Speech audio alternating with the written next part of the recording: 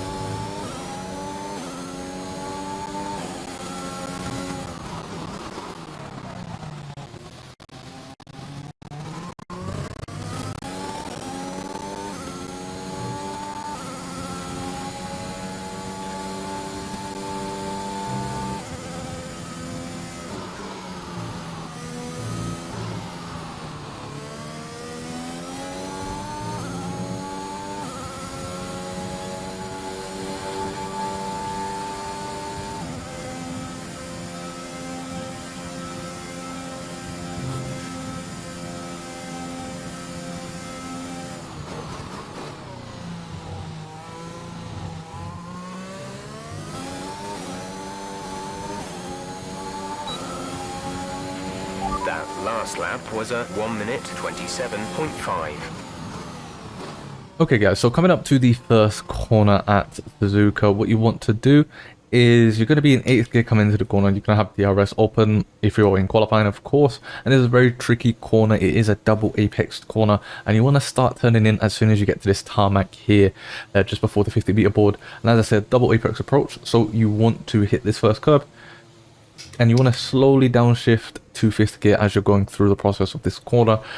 Bring the car out wide, not as wide as the curb, but just about, and then bring the car back in 5th gear to hit the second apex here, which is pretty much just where the white line is. You don't want to hit the curb here or else the car will spin. Coming up to this next corner now, you're going to be in 6th gear. What I like to do is depending on how the car feels for me at the time, especially in the race, but what I like to do is take this corner in 6th gear all the time. You can hit this curb, it is a 50-50, sometimes you'll spin, sometimes you won't. And then for this next corner, if I feel as if maybe the cars are a bit heavier, got a lot of fuel in it, then I will shift down to 5th gear. You even see in my Hotlap that I shifted down to 5th gear. This, for me personally, helps keep the car stable through this corner. But yeah, you can either choose 6th or 5th going through this corner. Either way, for these next sequence of corners, it's 6th or 5th gear for you, depending on your own personal preference, and it's a matter of flow. You want to be as close to the curbs as possible without touching them most of the time, or else you will spin. For this corner now, coming out of this X section, I like to go down to 5th for this one, just a slight brake just to get the nose of the car turn in with this corner, as it is a long corner. And then as you get towards the exit of this corner, you want to back up to 6th, get your foot on the throttle as quickly as you can. For this corner, you do want to lift. I've noticed that if you go flat on this year's game, if the setup is quite aggressive, which if you don't know what that means, make sure to go to the link in the description and get access to my 18 tips that I did recently on the channel.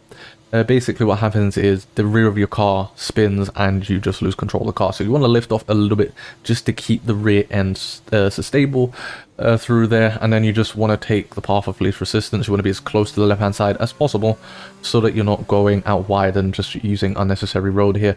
And then coming up for this next corner now, the end of sector 1, just before you get to the 50-meter board, to be honest, it's quite different how I take it sometimes. To be honest, it's just due to feel. Sometimes I won't brake and I will just downshift to 6th gear and just let engine braking do the work for me.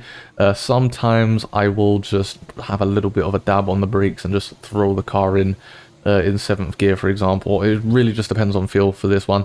But you want to use all the track on the exit here, because you're going to be carrying a lot of speed through that first corner. And then just as you're about to get to the grass here, obviously you don't want to be on the grass when you get to it, so you want to sort of brake in a straight diagonal line here. So start braking down into 4th gear quickly, make sure that you're on the road so you don't lose any traction, and then you want to just clip the curb there. This corner, very tricky corner, especially because there's a little bit of a cambered section in the corner, but just after you've passed the red and white curbing on the right hand side, that's what I use to brake in a straight line so that you don't end up locking up. Can be quite easy to do that. Down into third, and then use this banking to really get the car into the corner, turn, short shift up to fourth just to get that traction so you're not getting too much wheel spin. And then again, pass up leaf resistance. And then coming up to arguably the toughest corner to get right on the track for me, Spoon. For Spoon, you want to brake in 8th gear just after the 50 meter board slowly. So just instead of spamming it like that, you want to have it nice and slow like this. Down into 6th gear for this first part of Spoon. Be as close to the curb as possible without touching it, or else it can just mess up the whole corner. You can lose the car. You do want to use all the track on the middle of the corner here. So use all the track here, and then I would say halfway through this part of the corner, that's when you want to downshift into 5th, have a light brake just so that you can keep the nose of the car pointed down toward the road, and it gets the car rotated around this second part, because it does tighten up and then widen back up again. So you're going to be in 5th gear here, as I said, lightly on the brakes, and you want to get on the throttle as soon as you can, because you're going to be carrying all that speed all the way down to the final chicane. So you want to be on the throttle as soon as you can to carry all that speed. And then for the final corner now, this is where it's a bit of a tricky one here, because usually the 50 meter board would be the last sign that you see here, but not for the final corner of Suzuka. It's actually the 100 meter board just as you're coming up to the 100 meter board, so probably around 130 120 meters.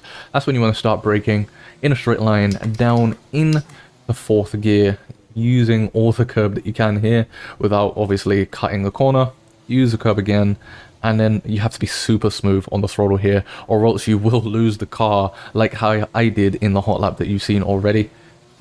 And then after that, just take the shortest line to the start finish line, and there you go. That is a lap of Suzuka.